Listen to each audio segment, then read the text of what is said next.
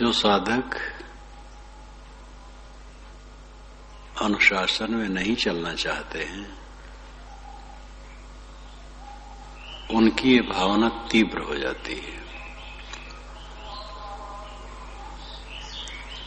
और ये घमंड कि हम जहां रहेंगे ठीक रहेंगे, हमें दूसरे की क्या जरूरत है।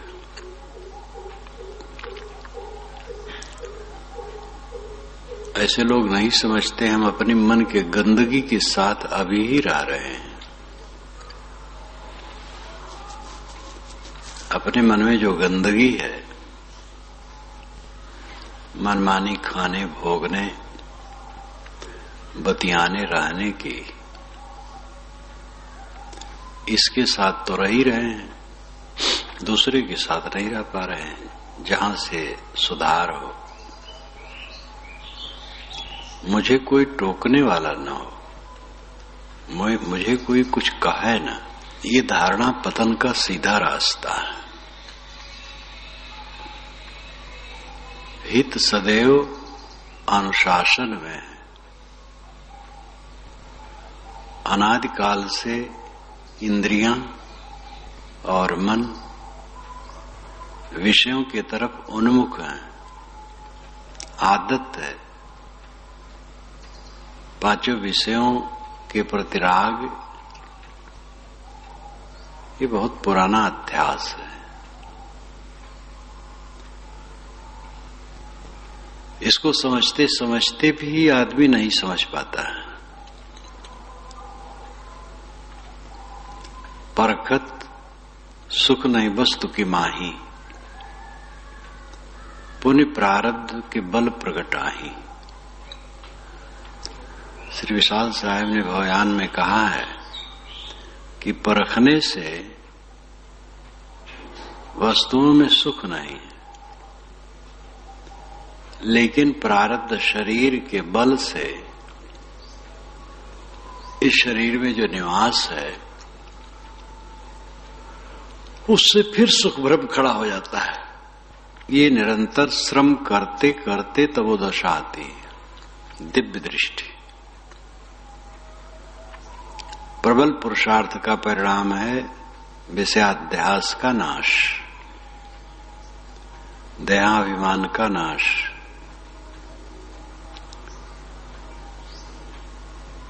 जो ज्ञान का प्रमाद करते हैं, काखा तो आता नहीं है साधना में, और अपने को बहुत बड़ा मान लेते हैं, क्योंकि कुछ कहने सुनने की बात जान जाते हैं। ऐसे घोर प्रमादियों को क्या कहा जाए। जो अपने अंतर को देखेगा, जो साधना करेगा, उतना विनम्र होता चला जाएगा। जो अपने मन को देखता है वह कमजोरियों को देखता है।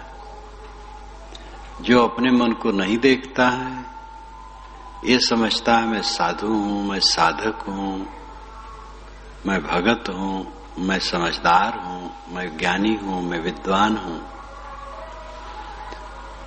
वो तथ्य में नहीं रह सकता। जो अपने मन को देखता है वो हकीकत को देखता है, और मन को देखने वाला अहंकारी वचन नहीं कहता है। जहां गाहक तहाँ नहीं, हों तहाँ गाहक ना है। बिन विवेक भटकत फिरे, पकड़ शब्द की छाए। जहां ग्रहण करने की बुद्धि है वहां हों नहीं होता, हों नाम अहंकार। जिसमें ग्रहण करने की इच्छा है उसमें अहंकार नहीं होता। हों तहाँ गाहक ना है। जहां हों है, अहंकार है, वहां ग्रहण करने की बुद्धि नहीं। जिसे भवदुख नाश की अभिलाषा है, जो दुखों से एकदम छूट जाना चाहता है, इसी जीवन में दुखहीन दशा में रहना चाहता है, वह गुरुजन संतों का चरण दास होता है। और वह दिशा निर्देश लेता है, विनयी होता है। अनाथ काल से अहंकार में डूबे डूबे ठोकर खाते आए हैं। किसी का अहंकार रहा नहीं, सबका अहंकार चूर्ण हुआ है। ये मिट्टी के देह का सबसे बड़ा अहंकार है। सारे अभिमानों का केंद्र बिंदु है देहाभिमान, और देह मिट्टी का लौदा है। इतनी अक्ल की स्थिरता बहुत बड़ी बात है। थोड़ी सी बात है, बहुत थोड़ी सी बात, लेकिन ये अक्ल स्थिर रहे, इस अक्ल के अनुसार अपना जीवन रहे, ये बहुत बड़ी बात है। बंधन सारे भ्रम मात्र है। भ्रम से ही अहंकार है, भ्रम से ही काम वासना है, और भ्रम से काम वासना है तो क्रोध और लोभ है। उसके बच्चे हैं, वो भी भ्रम से ही है। ये सब भ्रम से है। भ्रम में ही सब जग रहा भुलाई, भ्रम में ही सारा संसार भटक रहा है। अपने भ्रम को देखे, दूसरे के भ्रम को देख करके कोई फायदा नहीं होगा। दूसरे लोग भ्रमित हैं। जहां समझने समझाने की बात हो, समझा समझाया जा सकता है, लेकिन पानी पियावत क्या फिरो, घर घर शायर बारी, त्रिसावंत जो होगा पीवेगा झक मारी। पानी पियाने से कोई पीता नहीं, जब पीने की इच्छा होती है तब पीता है। इसलिए दूसरे लोगों के भ्रम को देखने के लिए ज्यादा आवश्यकता नहीं, अपने भ्रम को देखना। जो हमारे मन में भ्रम है वो कटे। अपना भ्रम कट जाए, मानो संसार का भ्रम कट गया। अब जो अपना काटना चाहेंगे काटेंगे, दूसरे के ऊपर क्या दावा है। तो मैंने कहा था कि जो किसी को टोक रोक पसंद नहीं करता, वैसे तो कोई भी ये नहीं चाहता कोई मुझे टोके रोके। गंदी आदत है सदा से, और गलतियों पर टोकने से अच्छा नहीं लगता है। लेकिन जितना आदमी समझदार होता जाता है कल्याण के लिए, उतना इसको अच्छा मानता है। कोई रोकने टोकने वाला ना हो तो हम बह जाएंगे। पता नहीं संतों भक्तों और लोगों से शब्दों की चोट पा करके कितना हमारा हित हुआ है। अब शब्द किसी का सुना और स्वयं बिदक गया तो बेकार है। लेकिन लोगों के आदेश निर्देश, टोक, झिड़क से अपना हित होता है। कहीं किसी का रोकना टोकना व्यर्थ होता है, वो भ्रम से कहता है, ऐसा भी होता है।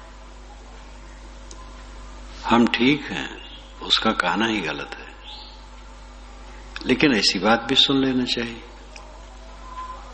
अगर हम ठीक है और कोई मुझे बेठीक समझता है और कुछ कह देता है, तो जब हम ठीक हैं और लोग बेठीक समझ रहे हैं तो हम बेठीक होंगे तब और क्या होगा। इसलिए उसमें भी अमर्ष की जरूरत नहीं है। जो हमें कुछ कहता है, चाहे वो ईर्ष्यावश भी कहता हो,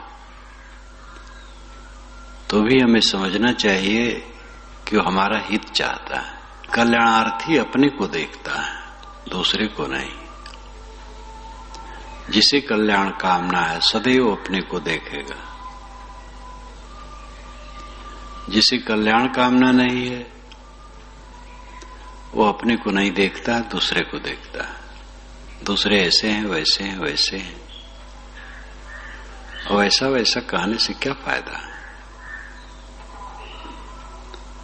अपने को देखे, निरंतर अपने को देखे, और दूसरे द्वारा जो कुछ सीख पावे तो सीख देते हैं।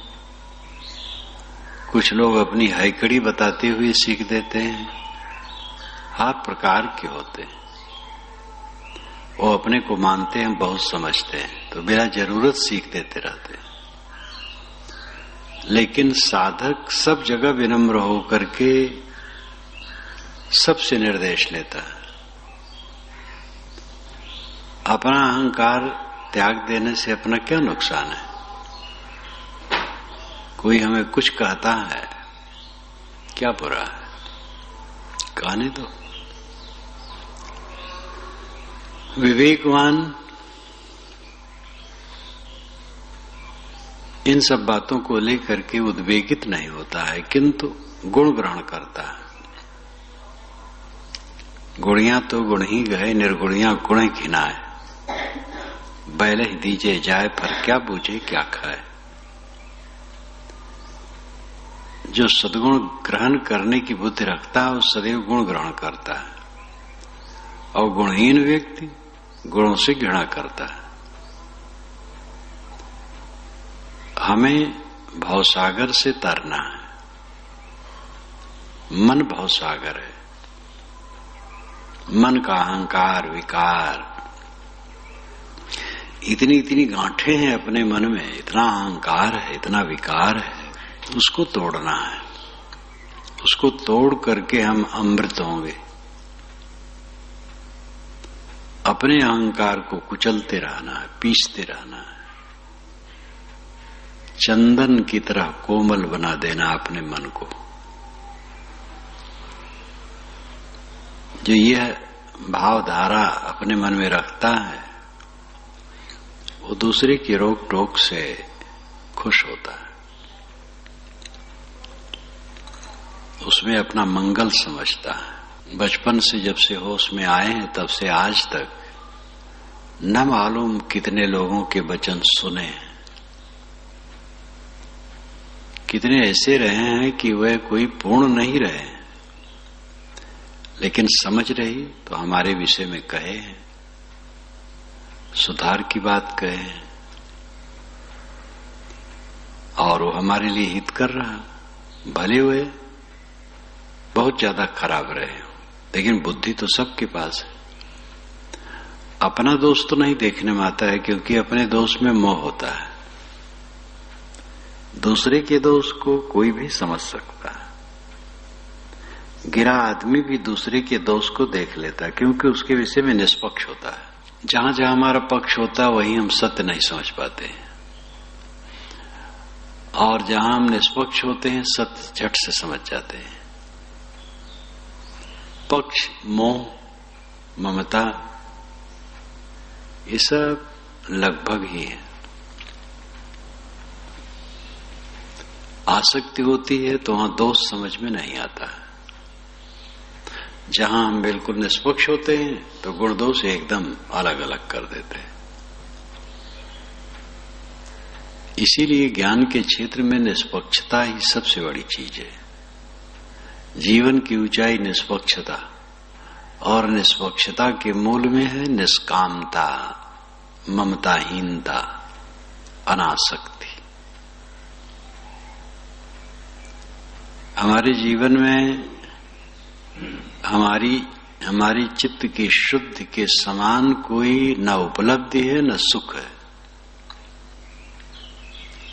चित्त की शुद्धि सबसे बड़ी उपलब्धि है। हमें लोग हीन मानते हैं, तुच्छ मानते हैं, खराब मानते हैं, या अंदर से अच्छा मानते हुए भी निंदा करते हैं, तो क्या नुकसान। हमें हमारा चित्त शुद्ध रखना चाहिए, और हमारा चित्त शुद्ध है तो हम सदैव आनंद कंद है, कोई कुछ माने।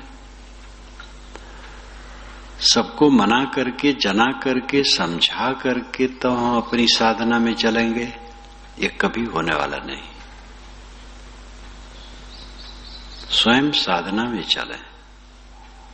जो सत्पात्र मिले उनसे चर्चा कर देना ठीक है, लेकिन दूसरे को हम अपने विषय में समझा दें कि हम ठीक हैं, सबका समाधान कर दें, तब साधना में चलें, ये कभी किसी के जीवन में संभव नहीं। कोई अपने विषय में सबको समझा नहीं पाया है। अच्छे अच्छे पुरुष, जीवन मुक्त पुरुष, निष्काम पुरुष गाली दिए गए और योग्य लोगों द्वारा गाली दिए गए, तब क्या किया जाए? और उसमें कोई हानि भी नहीं। गाली पाने से कोई हानि नहीं, गाली देने से हानि। अगर हम किसी की ईर्ष्या करते हैं तो हमारी हानि है, हमारी कोई ईर्ष्या करता तो हमारी कोई हानि नहीं। हम किसी की निंदा करते हैं तो हमारी हानि है, हमारी कोई निंदा करता उसमें हमारी कोई हानि नहीं। हम किसी को ठगते हैं तो हमारी हानि है, हमें कोई ठग लिया तो हमारी हानि नहीं है। इसीलिए साहब ने कहा है, कबीर आप ठगाइए और न ठगिए कोई, और ठगे दुख उपजे, आप ठगा सुख हो। स्वयं ठग गए तो हमारा मन पीड़ित नहीं रहेगा, और हमने अगर दूसरे को ठगा तो हमारा मन पीड़ित रहेगा। आत्मकल्याण का काम ही निराला है, एकदम साफ सुथरा। उसमें कोई भय नहीं, कोई चिंता नहीं, कोई परेशानी नहीं। यही तो कि हमें लोग बुरा कह देंगे, डांट देंगे, निंदा कर देंगे, दूसरों को भड़का देंगे, जिसमें भ्रम होगा लोग मुझे नहीं मानेंगे। ये सब मन का कूड़ा कचरा है। मुझे कोई माने तो क्या मेरा फायदा? मान करके दो ही बात होती है, हमें कुछ अच्छा लोग कह देते हैं और कोई चीज दे देते हैं, बस। इसके अलावा और कुछ नहीं होता है। हमें जितने लोग मानेंगे तो कह देंगे बड़े अच्छे हैं, और कोई वस्तु दे देंगे। और ये दोनों अपने कल्याण में जरूरी नहीं। वस्तु काम भर की मिलती रहती है, अमुक कोई दे न दे, गुजर हमारा होता रहेगा। और कोई हमें अच्छा कह दे, उससे क्या होगा? कोई फायदा होगा? हमें अपने को देखना। कितने ज्ञानी हैं, वे भड़क उठते हैं कि अमुक के द्वारा हमारा नुकसान हो रहा है, अमुक की प्रतिष्ठा बढ़ रही है, हमारी प्रतिष्ठा घट जाएगी। वो ज्ञानी क्या है? बौद्धिक ज्ञानी। हमारी प्रतिष्ठा कहीं घट जाएगी तो क्या होगा? यही दो बात होगी। लोग हमें अच्छा नहीं कहेंगे, बल्कि बुरा कह सकते हैं, और चीज नहीं देंगे। और इन दोनों की जरूरत हमारे कल्याण में नहीं है। और ऐसे ऐसे भ्रम में पड़ करके बड़े बड़े लोग भटक जाते हैं। ऋषि मुनि की कहानी जो पुराणों में आती है, अहंकार में ठेस लगी और दूसरे के ऊपर उबल पड़े, शाप दिए, उनके आश्रम जला दिए, तो क्या कर डाले, तो क्या कर डाले। कहां तक अतिशयोक्ति है, कहां तक सच है। लेकिन लेखक ने लिखा तो इसका मतलब है कि ऐसी घटना होती थी। जिसके नाम से लिखा हो सकता हो काल्पनिक हो, लेकिन संसार में घटनाएं घटती तब लिखा। आदमी क्षुब्ध होकर के अन्यथा करने लगता है। फलाने हमारी निंदा कर रहे हैं, अब क्या होगा? मुझे लोग बुरा मान लेंगे। अब इस बाउंडर में दिमाग खराब हुआ, ऐसी बाउंडर में उड़ गए, और जो नहीं करना चाहिए करने लगे, जो नहीं बोलना चाहिए बोलने लगे, और एकदम व्यर्थ। एक तो किसी की बुराई करने से हमें सब बुरा नहीं मान लेंगे, और किसी की भलाई करने से कोई हमें अच्छा कहे, इससे सब अच्छा नहीं मान लेंगे। अच्छा मानना न मानना समझ पर निर्भर है, जो जैसा मानेगा मानेगा। ये हमारे मन में पूरा साफ होना चाहिए कि हमें जो लोग मानेंगे उनसे हमारा कल्याण होने वाला नहीं, उनसे हमें कुछ अनुकूल शब्दों के झोंके मिलेंगे और कदाच कहीं कोई चीज मिल जाएगी बस, और ये दोनों का कोई मूल्य नहीं। हमारा गुजर सब समय होगा, चीज की इतनी जरूरत है और सब समय होगा, और किसी की बढ़ाई से मेरा कल्याण होने वाला नहीं। मेरा अपना कल्याण अपने आप को स्वस्थ करने में है, चित्त शांत, सुबस, निर्मल, निष्काम, निर्भय, इस दिशा में हमारा कल्याण है। अपने को सुबस करो, संतों के चरणों में लग करके, सेवा करके, विनयावनत हो करके, उनकी डांट गांस सह करके अपने मन को शुद्ध करो। अनाद काल से परिवार के रगड़े झगड़े में सब सहे हो, पत्नी का, पति का, पुत्र का, भाई का, माता का, पिता का, पड़ोसी का, साले का, जीजा का, समधी का, लमधी का, ना मालूम कहां कहां तक क्या क्या सहे हो, राजा का, रट्ठी का, जूता लात सहते आ रहे हो।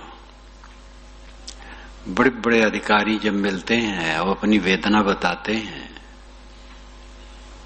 तो उन पर दया आती है। प्राय लोग समझते हैं तो बहुत बड़े, आगे पीछे कई गाड़ियां चल रही हैं, लेकिन वो बेचारे ऊपर वालों से और नीचे वालों से, दोनों से त्रस्त हैं। जब एक बड़े अधिकारी ने मुझसे कहा, दौरे पर गया था तो चपरासी ने आटा में मिट्टी मिला करके रोटी बना दी। मैं उसको कह नहीं सकता था, क्योंकि रोटी बनाने के लिए उसकी नौकरी नहीं है, वो चपरासी, उसको हम निकाल भी नहीं सकते। अब हम तो रोटी उससे एक प्रकार से कहो जबरदस्ती बनवाए, और सोचा कि हम ठीक से बनाएंगे तो हमें पकड़े रहेंगे, तो मिट्टी मिला दी। तो उसी दिन से उसको नहीं कहा बनाने के।